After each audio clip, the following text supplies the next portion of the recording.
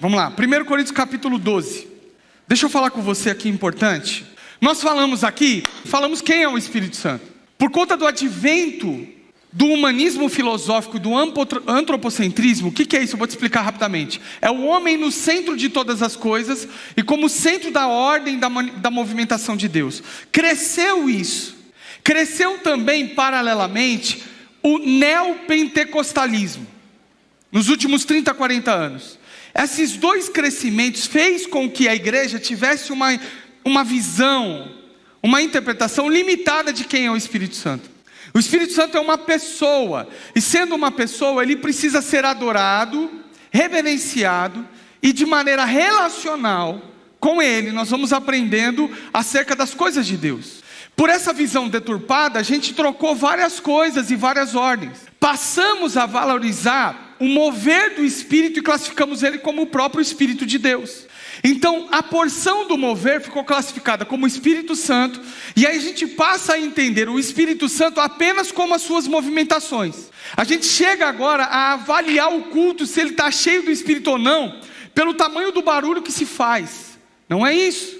Essa visão deturpada acerca do Espírito Santo colocou no meu coração uma deturpação também da compreensão do papel dele, de quem ele é. Ele é o próprio Deus, a terceira pessoa da Trindade, e como sendo Deus, a sua obra principal no advento da conversão, ou seja, na morte, ressurreição de Cristo, e eu crendo nisso, entregando a minha vida a essa verdade, reconhecendo Jesus como Senhor e Salvador da minha vida, então eu recebo o Espírito Santo. E ao receber o Espírito Santo, obra da redenção, Jesus morto, ressurreto, enviando o Espírito Santo passa a habitar em mim. E eu, como templo do Espírito, como a sua principal evidência é me conduzir a toda a verdade, ao convencimento do pecado, da justiça e do juízo, transformando o meu caráter à imagem e semelhança de Deus. A principal evidência do batismo com o Espírito Santo não é o dom. A principal evidência é a transformação de alguém morto para alguém vivo. De alguém que estava cometendo delitos e pecados e agora alguém que está vivo. A conversão é 180 graus e não 360.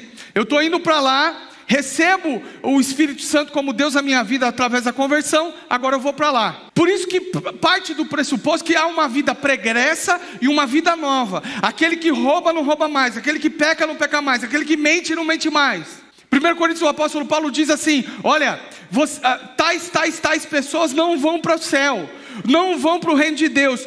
Tais foste alguns de vós, falando com os discípulos. O que ele está falando? Ele está dizendo que existia uma vida antes de Deus e a partir de agora cheia do Espírito Santo. Então eu sou cheio do Espírito Santo na conversão. E a partir daí, domingo 2, eu preguei sobre uma vida plena do Espírito. A vida plena do Espírito é uma vida agora de transformação de caráter. É uma vida agora de sair da escravidão e ir para agora viver uma vida plena, uma vida cheia de Deus. Não dá para falar que nós somos cheios do Espírito Santo, não dá para falar que nós somos cheios de Deus, não dá para falar que nós somos cheios do Espírito de Deus e continuar na prática do pecado. Eu dou o exemplo aqui da imoralidade sexual porque eu não posso dar muitos outros exemplos, porque hoje eu posso até ser preso. Não dá para falar, olha, eu sou cheio do Espírito Santo, rodar no manto, orar em línguas, falar no mistério, sair daqui para o motel com o namorado. Não dá. Não dá para falar, sou cheio do Espírito Santo e continuar na pornografia. Não dá para falar, sou cheio do Espírito Santo e continuar no adultério. Não dá. Não dá, uma vida plena do Espírito Santo. E para isso, ele envia o seu poder, terceiro domingo. E na manifestação do poder de Deus, o Espírito Santo, e o poder enviado à igreja, com um objetivo muito claro. A mística em torno do Espírito Santo trouxe para a gente má compreensão. Então a gente classifica as pessoas como espirituais ou não, como cheias de Deus ou não, como pessoas, qualificamos as pessoas a partir dos dons, quando na verdade a qualificação tem a ver com a vida pregressa. Você não vê Jesus recebendo o Espírito Santo no batismo como a manifestação da pomba corpórea descendo sobre ele e orando em línguas, girando no mistério. Não, ele é levado para o deserto pelo Espírito para ser tentado. O poder de Deus manifesto a partir dos homens cheios já do Espírito Santo tem a ver com a quebra quebra do medo. Eles estavam com medo, não queriam pregar. Então o poder se manifesta para eles não ter mais medo. O poder, em primeiro lugar, vem para quebrar o medo. Em segundo lugar, vem para nos fazer poderosos sobre toda e qualquer situação de tentação, para fazer vencer o pecado. O poder do Espírito Santo agora transforma homens comuns em homens extraordinários, para viver vidas ordinárias e comuns. A gente fica esperando uma espécie de X-Men gospel, quando a gente recebe o Espírito de Deus, com visões e sensações. Não, a vida com Cristo não é sensorial apenas e principalmente, mas é uma vida de realidade, onde a gente vai enfrentar a morte, onde a gente vai enfrentar as doenças. E é por isso que o Espírito e o poder do Espírito Santo se manifesta em nós. Transforma homens comuns em extraordinários. O poder do Espírito Santo não só transforma homens comuns em extraordinários, não só tira o medo, mas agora transforma eles em testemunhas. E a palavra testemunha, no original grego, significa aqueles que entregam a sua vida em favor de algo ou de alguém. Testemunha significa mártire, ou seja, aquele que vai pregar até a morte, não tem mais medo. Pedro estava com medo, negou Jesus 3 vezes. Depois do Espírito Santo e do revestimento do poder, ele prega até ser morto de cruz e de cabeça para baixo. Quem está comigo aqui, diga amém. O poder do Espírito Santo reveste a igreja para a igreja perdoar, para que a gente olhe as pessoas com olho de misericórdia e graça. Por isso que ele diz: e serei minhas testemunhas em Jerusalém, Judeia e em Samaria. Samaria para o judeu é agressivo. Samaria para o judeu, pregar para um samaritano, é a mesma coisa que eu falar hoje: olha, vai lá na ala dos estupradores e pregue para eles. Olhar com graça e misericórdia, o poder do Espírito para perdoar, poder do Espírito para pregar com intrepidez. É isso, para pregar o Evangelho. E aqui a gente vai caminhando para os dons. Para cumprir o meu chamado, Deus envia dons. Diferente do talento, que é algo que vem de Deus, ou pode vir da genética humana, e desenvolvido através do esforço humano, o talento, se utilizado, pode glorificar a Deus, mas pode não também. Tem gente que recebeu o talento como ferramenta, e esse talento vai ser usado para adorar demônios. Tem gente que canta muito bem, toca muito bem e vai fazer para outros deuses. Esse é o talento. O dom vem de Deus, não vem de genética, só de Deus. E ele é enviado por Deus. E na aplicação dos dons, a manifestação da glória de Deus. O dom é um presente de Deus, uma ferramenta que Deus nos dá para cumprir o meu chamado. E qual é o meu chamado? Pregar o Evangelho. O chamado de todo crente é pregar o Evangelho. Tem gente que de maneira mística e enganosa fala o seguinte: não, o meu chamado é tocar teclado. Não, não é. Eu estou usando muito o Gabriel hoje como exemplo, pegando no pé do Gabriel. O meu chamado é cantar. Não, você não foi chamado para cantar. Ide por todo mundo e cantai em toda criatura. Não, não é. O meu chamado, eu sou chamado para tocar bateria. Não, você não tem chamado para tocar bateria. O seu chamado é pregar o Evangelho. Aonde? Não na plataforma. Porque isso é um dom concedido a alguns. Pregar o Evangelho é para todos nós, e essa é a nossa grande comissão. E para isso Deus envia dons. Só que essa má interpretação do Espírito Santo e dos dons fez com que a gente trocasse de lugar, como Corinto trocou, por exemplo. Corinto trocou a ordem e colocou dons na frente do Deus dos dons, e por conta disso precisou escrever uma carta para corrigir a sua posição. Quem está comigo aqui, diga amém. Fala para quem está do seu lado, você já está entendendo. Presta atenção, Corinto é uma cidade portuária, na Grécia, riquíssima. Vinha gente de todos os lugares do mundo para aquele porto. E quando descia naquele porto, eles faziam negócios, e não só negócios. Havia uma deusa lá, chamada Artemis, ou Diana, para os Éfesos, para os Coríntios, Artemis. E essa deusa era considerada a esposa de Baal. E uma vez adorada Artemis, o povo tinha riqueza, prosperidade. Então qual que era o objetivo de adorar Artemis? Ter dinheiro, ser próspero. Então vinha gente do mundo inteiro para a cidade de Corinto, descia na cidade do porto e ia para o templo da deusa Artemis. Lá no templo da deusa Artemis havia adoração através da prostituição cultual. Prostitutas cultuais raspavam as suas cabeças, porque era obrigado, para diferenciar prostituta de mulher comum, cultual. Raspavam as suas cabeças, iam para o templo da deusa Diana ou Artemis, colocavam um capuz na cabeça e ficava disponível para fazer sexo com homens e mulheres que chegavam no templo. essa adoração pagã, regada a muito vinho e bebida forte, o povo em transe se levantava ali no meio do templo e começava a proferir palavras em outras línguas. Então, alguém se levantava endemoniado e proferia a direção daquilo que deveria ser feito para ficar rico. Quem está entendendo que eu estou pregando aqui em nome de Jesus? Esse povo que se converteu dessa cultura pagã e começou a vir para a igreja. Se converteu das suas práticas pecaminosas, conheceu a Jesus e veio para a igreja. Esse povo dentro da igreja permitiu que essa cultura pagã entrasse dentro da igreja. E essa cultura pagã, onde os dons eram muito valorizados, onde as pessoas que agiam de maneira mística eram muito valorizadas, começaram a se dividir por classificação de dom. Então o apóstolo Paulo escreve: olha, vocês são enriquecidos em tudo. 1 Coríntios capítulo 1. Vocês têm tudo, vocês têm dom, vocês têm dinheiro, vocês têm riqueza, vocês têm tudo, vocês são enriquecidos em tudo. Porém tem um problema. Versículo 10. Eu suplico a vocês que concordem uns com os outros, em nome do Senhor Jesus Cristo, no que falam, para que não haja divisão entre vocês. Antes, todos estejam unidos num só pensamento e em só parecer. Por quê? Porque as pessoas se dividiram conforme os dons. E aí diziam: eu sou de Paulo, eu sou de Apolo, eu sou de Cefas, eu sou de Cristo, classificando seus dons. A ponto das pessoas terem tanta má interpretação e compreensão da obra do Espírito Santo e do porquê dos dons, que ficavam orgulhosos, que mesmo agindo com dons, continuavam na prática do pecado. 1 Coríntios capítulo 5. A ponto de um homem manter relação sexual com a mulher do seu pai, ou seja, com a sua madrasta. E o povo ficar orgulhoso disso. Uau, que homem sensacional. Olha que coisa moderna, crente, gira no manto, fala em línguas e sai com a própria madrasta. Por toda parte se ouve que há imoralidade entre vocês. Imoralidade que não se ocorre nem entre os pagãos, a ponto de um de vocês possuir a mulher do seu pai. 2. E vocês estão orgulhosos. Não deveriam vocês, porém, estar cheios de tristeza e expulsar da comunhão aquele que fez isso?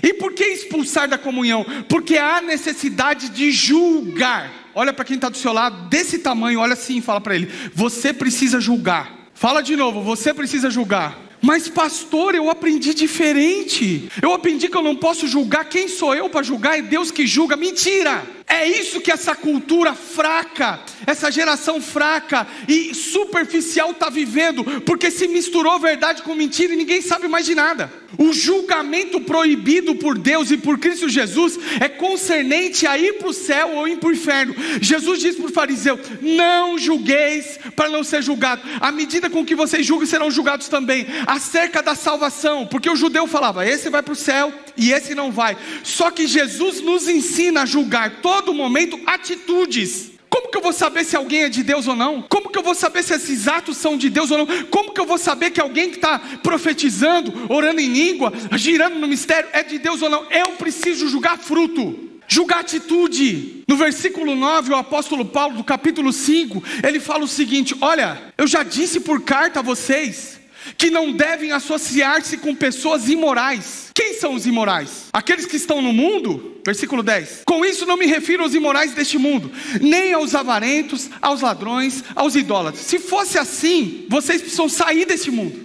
O apóstolo Paulo está falando o seguinte: eu não estou falando de gente que está fora da igreja, gente que não conhece Jesus. Eles estão mortos, é assim que eles vivem. Nós precisamos ir lá pregar o evangelho. Quem são essas pessoas? Mas agora estou escrevendo que não devem associar-se com qualquer um que, dizendo-se irmão, seja imoral, avarento, idólatra, caluniador, alcoólatra ou ladrão. Com tais pessoas nem deve comer. Sabe o que Paulo está falando? Seriedade de uma vida transformada pelo Espírito de Deus. Não adianta girar no monte e falar no mistério. Não adianta cair no poder e sair daqui e a vida continuar igual, pior, continuar em pecado. Esse deve ser julgado, suas atitudes. E como nós julgamos? Na palavra de Deus. Não é por mim, a régua não sou eu. Olha para mim, por que gente é chamado de chato, crente chato? Ah, o crente é chato. Porque o crente, quando se converte, ele quer transformar todo mundo igual a ele. Ele quer que todo mundo seja igual a ele, pense igual a ele, fale igual a ele, ande igual a ele. A régua de medir, o sarrafo de medida, não é minha vida, é a palavra. Se a Bíblia diz é pecado, não adianta suavizar, meu irmão, é pecado e acabou.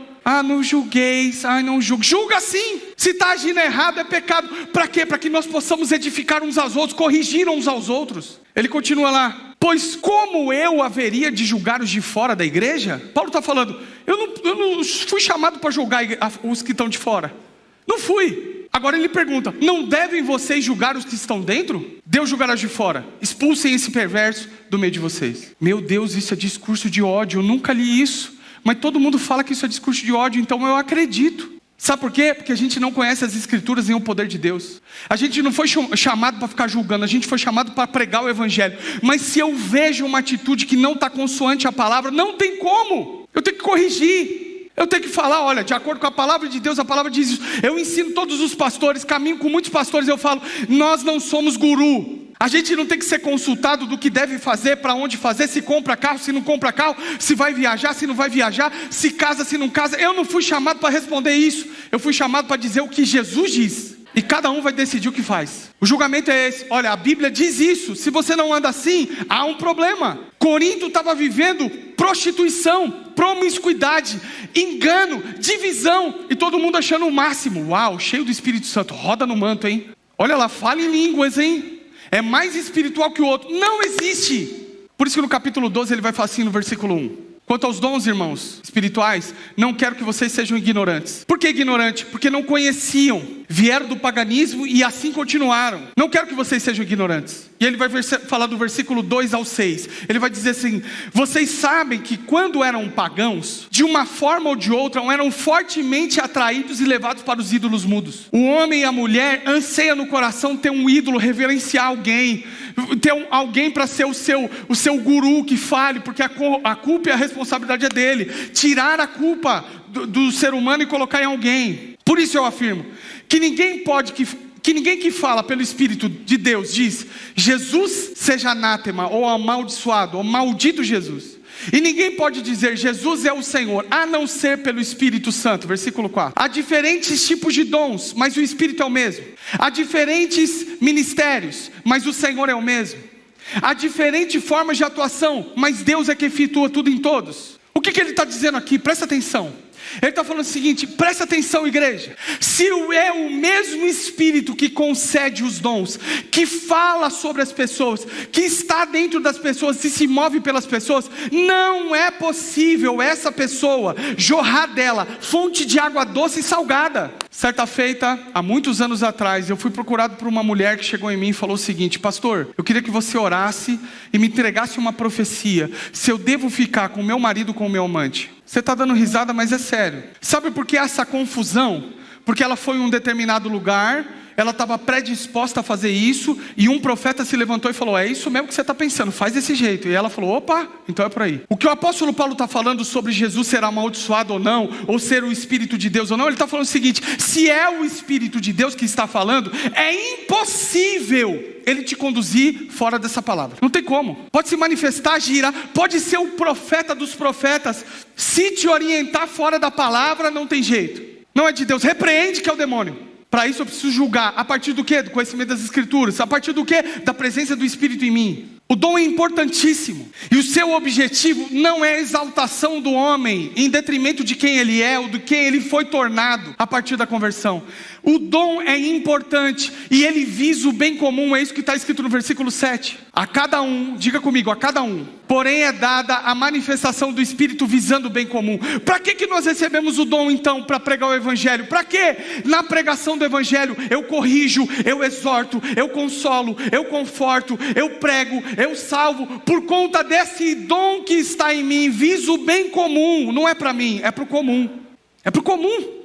Ele vai falar isso nos versículos 8 em diante, ele vai falar até o 11. Pelo Espírito, a um é dada a palavra de sabedoria, a outro pelo mesmo Espírito a palavra de conhecimento, a outro fé pelo mesmo Espírito, a outro dons de curar pelo único Espírito, a outro poder para operar milagres, a outro profecia, a outro discernimento de espíritos, a outro variedade de línguas, ainda a outro interpretação de línguas. Todas essas coisas, porém, são realizadas pelo mesmo e único Espírito, e Ele a distribui individualmente a cada um como quer. O que ele está dizendo?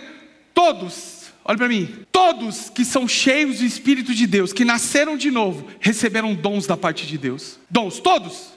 Fala para quem está do seu lado, todos. Fala de novo, todos. Tem muita gente escravizada, que diz, olha, eu vou na igreja há 10 anos, eu oro para orar em línguas, eu peço para Deus e não consigo orar em línguas, por isso eu não sou cheio do Espírito Santo. Mentira de Satanás.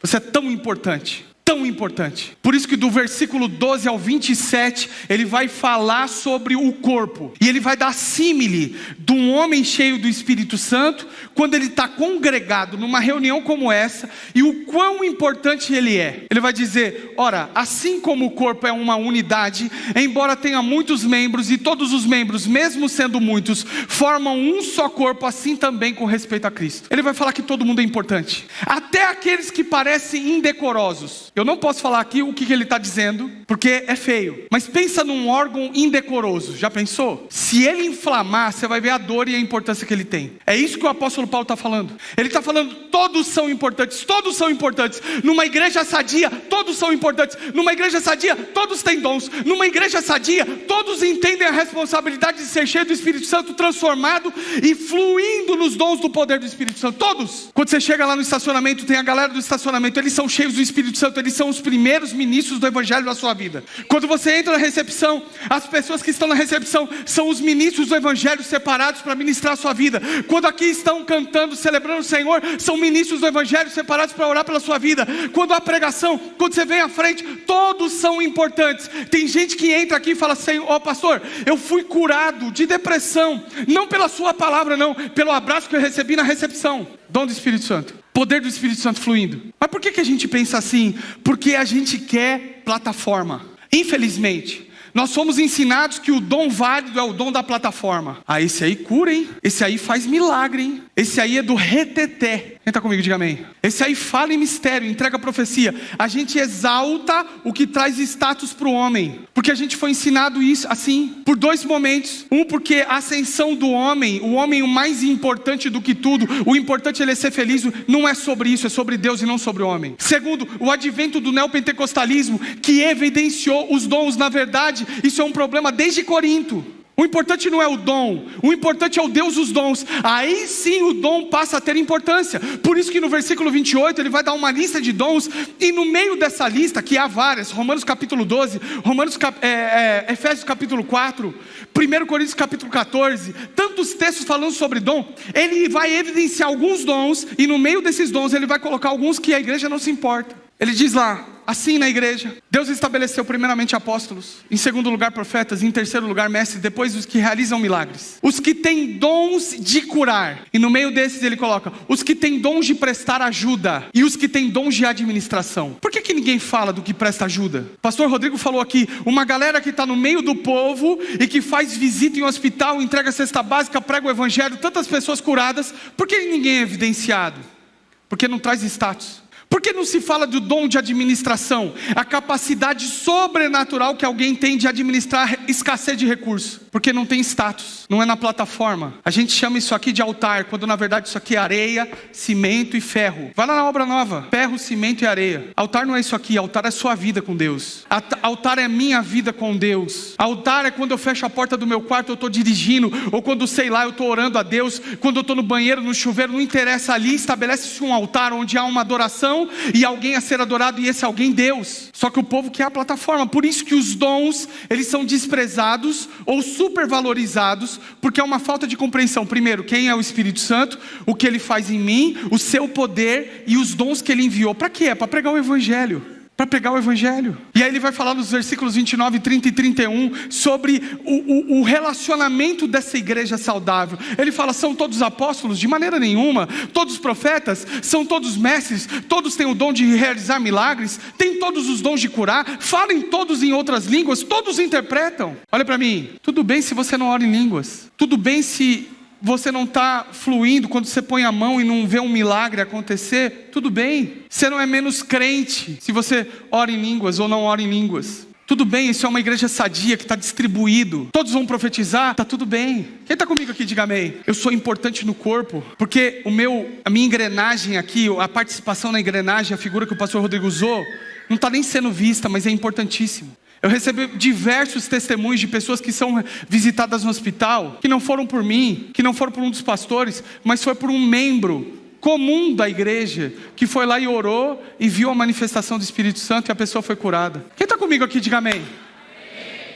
Homens comuns em homens extraordinários para uma vida ordinária. Uma vida comum, desafios, lutas. Dons é para isso. E ele vai falar no versículo 31. Entretanto, busquem com dedicação ou com zelo os melhores dons. Ele fala o seguinte: tudo bem se você não faz tudo, mas busca com zelo aquilo que arde em seu coração ou aquilo que Deus já te entregou. Todavia, eu vou te apresentar um caminho ainda mais interessante ou melhor. E aí ele escreve o ápice da carta de Coríntios no capítulo 13. Quem está comigo aqui, diga amém. Presta atenção, o que ele escreve no capítulo 13? Ele fala: ainda que eu fale a língua dos anjos e dos homens, se não tiver amor, serei como o sino que ressoa ou como o prato que retine. Ainda que eu tenha o dom de profecia e saiba todos os mistérios e tenha todo o conhecimento e uma fé capaz de mover montanhas, se não tiver amor, nada serei. Ainda que eu dê aos pobres tudo o que eu possuo e entregue o meu corpo para ser queimado, se não tiver amor, nada disso me valerá. Ele está falando o seguinte: o amor não é uma atitude, uma ação, não é. E ele vai continuar dizendo que o amor não é uma emoção. O amor é paciente, o amor é bondoso, não inveja, não se vangloria, não orgulha, não maltrata, não procura os seus interesses, não se ira facilmente, não guarda rancor. O amor não se alegra com a injustiça, mas se alegra com a verdade. Tudo sofre, tudo crê, tudo espera, tudo suporta. O amor não é emoção. O amor também não é a prática religiosa. O amor nunca perece, mas as profecias desaparecerão, as línguas cessarão, o conhecimento passará. O dom não é o amor. Pois em parte conhecemos e em parte profetizamos.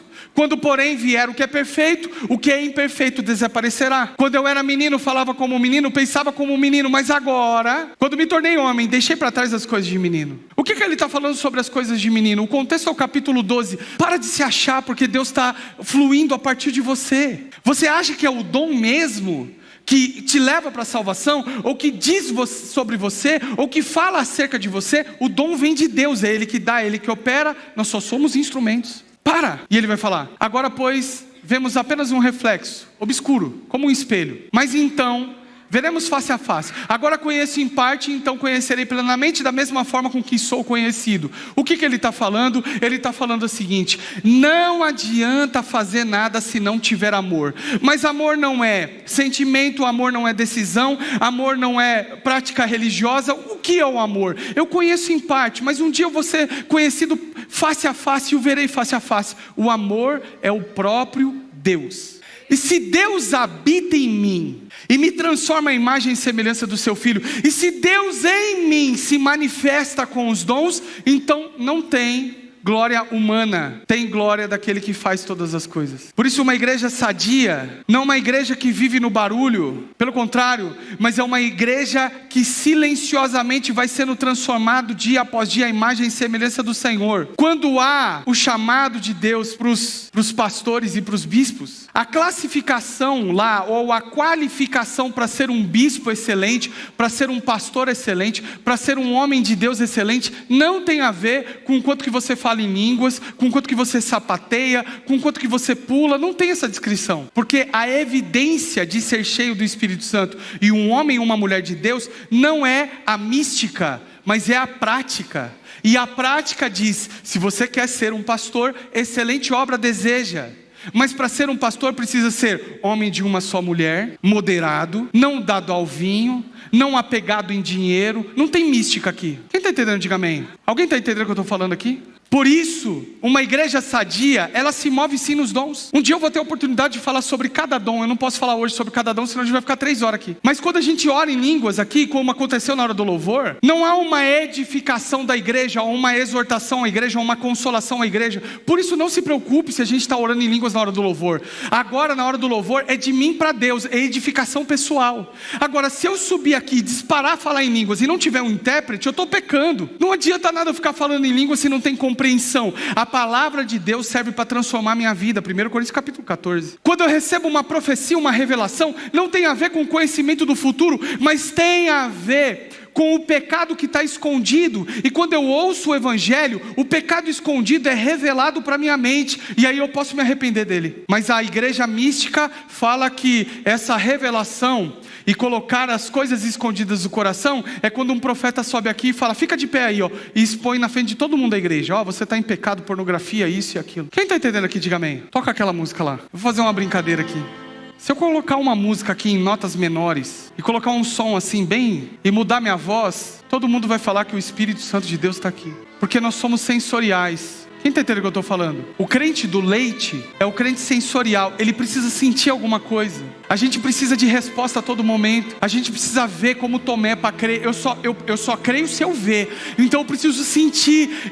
Olha, eu sempre pedi para Deus falar comigo. Ele nunca me falou. Não falou o que você queria, mas falar o que você quer, o que você precisa, Ele fala sempre. Quem está comigo aqui, diga amém. Deus fala comigo. Fala comigo o quê? O que você quer ouvir? Não, o que você precisa. E aí eu coloco uma música, mudo a minha voz, e aí vira o manto. Quem está entendendo, diga amém. Olha, só arrepia, só de ouvir essa música. O Espírito Santo está aqui. Quem está entendendo? Se eu começar a revelar CPF aqui, todo mundo vai falar: meu Deus. Olha só, o Espírito de Deus agia sobre a vida dos profetas para confrontar reis, para eles se arrependerem dos seus pecados. E hoje na igreja moderna o Espírito Santo vem para revelar CPF e data de nascimento. Não tem conexão nenhuma com a verdade. Se coloque de pé em nome de Jesus. Chega! Eu estou brincando com verdades profundas. Eu estou falando de maneira leve para você entender verdades profundas. Deus está aqui, igreja, eu creio nisso. Meu irmão, você não sabe como eu tenho orado para que Deus manifeste sinais e maravilhas nesse lugar. Eu creio que Deus pode levantar gente da cadeira de rodas. Eu creio que Deus continua curando aqui. Teve gente que curada aqui de câncer. Hoje de manhã eu cheguei na igreja, uma senhora me parou e falou o seguinte: pastor, não sei quantos anos de diabetes, fui curado aqui. Hoje uma mulher me parou, uma família me parou e falou o seguinte: meu filho teve o baço explodido. Não sei como aconteceu. Ela me contou isso e mandou uma mensagem para eu contar aqui à noite. O baço dele, ele era criança, se desfez, quase morreu. Milagrosamente, uma célula na região do baço tornou-se um baço novo. Aí você vai falar para mim assim: na medicina isso não existe. Eu creio num Deus que criou a medicina. Meu pai está agora no Hospital São Vicente. De manhã ele fez uma cirurgia. Eu creio no Deus que opera na vida dele. Ele é um milagre. Quem está comigo aqui, diga amém. Eu oro por isso. Mas Deus pode fazer, movimentar o seu poder no silêncio ou no barulho. Eu gosto dos dois, irmão. Eu gosto de barulho, eu gosto de animação, eu gosto de ir para cima. Mas tem hora que Deus silenciosamente vai falar com você. E tudo bem se você não sentir, Ele está. O que Ele quer? Te levar para o céu. Olhe para mim, igreja. Deus não está preocupado com o que você faz. Não é o que você faz, é quem você é. Ah, mas olha, com esse pensamento do dom muito importante e do fazer é muito importante, tem gente escondendo pecado e indo para o inferno fazendo o que melhor faz. Em vez de confessar a Deus: olha, eu pequei, eu errei, o que eu faço? Não, para manter a posição do que faz, esconde pecado. Deus não está preocupado com o que você faz, Ele está preocupado com quem você é. Por isso que naquele dia Jesus disse: chegarão em mim e falam: Senhor, mas o teu nome expulsei demônios. Senhor, no seu nome eu preguei, eu profetizei, eu curei no teu nome. E Jesus vai falar: apartai-vos de mim, porque eu não te conheço. Se entregue a Cristo, seja conhecido dele, e a partir daí o que você faz então tem importância. Porque eu não faço para ser, eu sou, por isso eu faço. Eu não faço para alcançar minha salvação. Entrega o seu coração a Jesus. Tem gente que está aqui que não crê, que não consegue crer. Tem gente que está aqui, como o apóstolo Paulo diz, crê em fábulas, religiões criadas a partir do Evangelho. Você sabia que grande parte das religiões conhecidas hoje, até pagãs e até que invocam outros deuses, saíram do relacionamento dos judeus, dos hebreus com Yahvé. Entrega o seu coração a Cristo sem senti-lo, porque Ele não precisa provar quem Ele é através da sensação. O Evangelho não é sensitivo, o Evangelho é poder do Espírito. Feche os seus olhos. Você está aqui, você entrou, e Jesus quer que você entregue a sua vida a Ele. Jesus morreu na cruz, ressuscitou ao terceiro dia, foi visto por mais de 500 pessoas, relatado por historiadores que não são cristãos. Flávio Joséfo, o maior historiador da época de Jesus, não era cristão e nem hebreu e nem judeu. Ele relatou nos seus livros históricos, mais de 1000 páginas, acerca de um Jesus que se levantou e morreu e ressuscitou no terceiro dia. Apareceu para os discípulos. Esse Cristo está aqui, o seu Santo Espírito flui a partir da palavra pregada, convence a cada um de nós do pecado, da justiça e do juízo. E convencidos pela palavra de Deus, não é pela minha persuasão, é pela palavra de Deus, você decide se entregar hoje. Se entregando, sendo cheio, recebendo dons. Hoje é dia. Se você está aqui, feche os seus olhos, levante uma das suas mãos e fala: eu preciso desse Jesus, eu quero entregar minha vida a Jesus, eu quero ser cheio de Deus, eu quero me mover nos dons. Levante uma das suas mãos onde você está, eu quero orar por você. Você que levantou a mão, vem aqui na frente rapidinho, eu quero orar por você. Você que está aí fora, você que entrou aqui, está conversando de repente, Jesus está falando com você. Você que está no corredor, Cristo está aqui por você também. Eu queria que você tomasse essa decisão. Vem aqui à frente, eu quero orar por você em nome de Jesus. Sai do seu lugar, bastante gente levantou a mão, não se constranja. Vem aqui na frente, eu quero orar por você. Você que quer entregar sua vida a Jesus. Presta atenção, você que está cansado da religião. A religião mata, a religiosidade mata, tal qual uma religião pagã. A religiosidade é um mecanismo natural para te levar para o céu. Não existe. Você está cansado de obedecer um conjunto de regras e nada acontecer. Jesus está te convidando para viver o sobrenatural através da entrega. Entrega só seu coração, deixa Jesus fazer. Cadê você? Sai do seu lugar, vem aqui à frente. Glória a Deus, glória a Deus, glória a Deus. Eu sinto um mover diferente aqui. Eu sinto mover. Hoje é dia de batismo com o Espírito Santo. Ou seja, fogo, cura. Se você tem uma doença e essa doença, esse diagnóstico diz que não tem cura, sai do seu lugar, eu quero orar por você. Eu creio na sua cura hoje. Se há alguma coisa que te disseram que não tem reversão, eu queria que você saísse. Financeiro, conjugal, relacional, emprego, saúde, sai do seu lugar, eu quero orar por você. Hoje é dia de cura, hoje é dia de cura. Cura, cura. Cura. Igreja, você que está com alguém aí, você que veio junto com alguém, eu quero que você ore com alguém, porque você é cheio do Espírito Santo, você tem dons e você vai fluir nessa pessoa que está do seu lado. Abraça quem está do seu lado. Abraça quem está, se você está junto. Se você está solteiro ou está sozinho, procura alguém do seu sexo, um homem, uma mulher. Não sozinho, ora, flua, flua. Você tem dom, flua, flua. Ora, igreja. Você não veio aqui para ficar me olhando. Ora. Começa a orar. Em nome de Jesus, começa a orar. Vem Espírito, vem. Assim como em Pentecostes. Vem Espírito Santo, vem. Bem-vindo às casas, bem-vindo aos templos, bem-vindo às nossas vidas. A conversão hoje, fogo, manifestação do poder.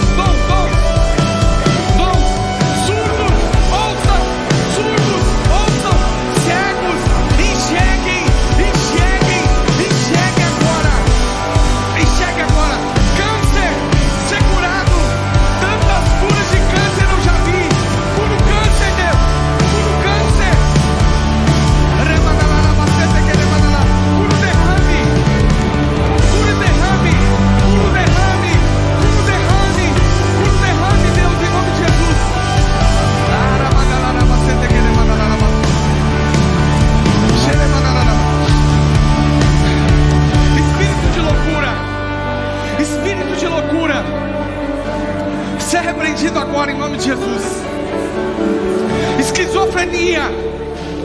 Ser curado agora, curado. Depressão, ansiedade, o síndrome do pânico, ser curado agora. Flua nos dons, igreja. Flua nos dons, igreja. Aproveita esse tempo. Profetiza sobre a sua casa. Profetiza sobre a sua família. Profetiza sobre os seus filhos. Se você está sozinho, profetiza sobre a sua vida. Flua nos dons. Dons. Entrega dons. Entrega ferramentas, Senhor. Entrega ferramentas. Senhor, eu recebi um testemunho ainda hoje, que eu profetizei aqui sobre conversão, e a pessoa chegou em casa, sua família estava se convertendo. Pai, conversão. Eu profetizo agora, conversão. Em nome de Jesus. Coloca a mão sobre a sua cabeça aí agora. Pai, revela para essa pessoa. Revela agora, Senhor, que ela é cheia do Espírito Santo, que ela foi transformada por Deus, e que tudo é por Ele e para Ele. Portanto, a partir de hoje, que essa pessoa flua nos dons que ela recebeu, seja qual for, Senhor, flua nos dons.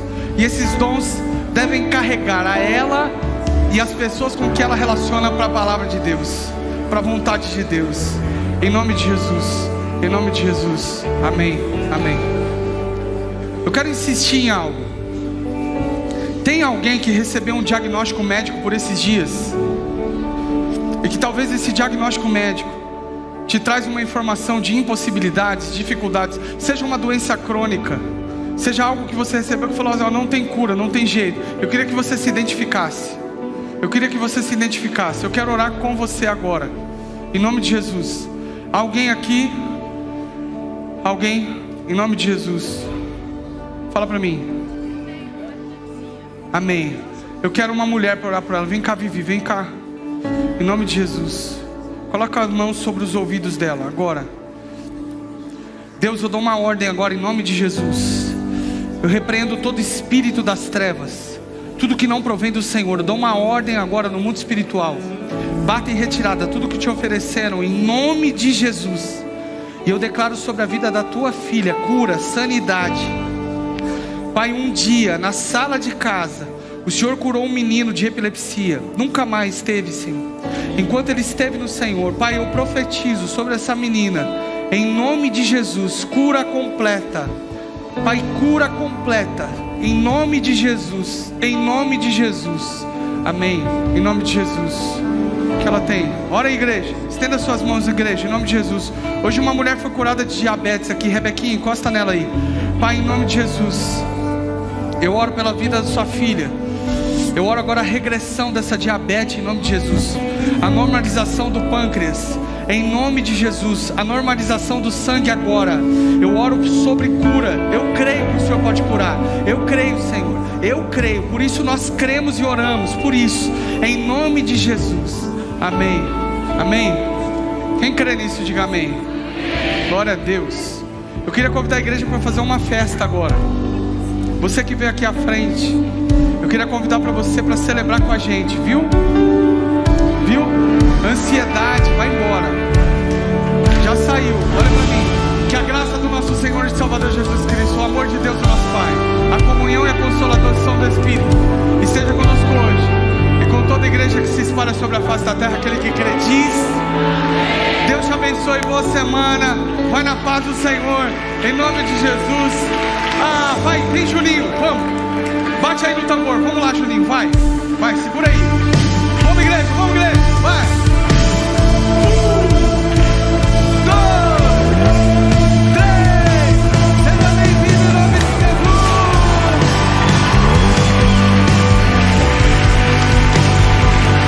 Deus abençoe. Boa semana, em nome de Jesus. Bem? Você tá bem? Você tá bem, cachinho dourado.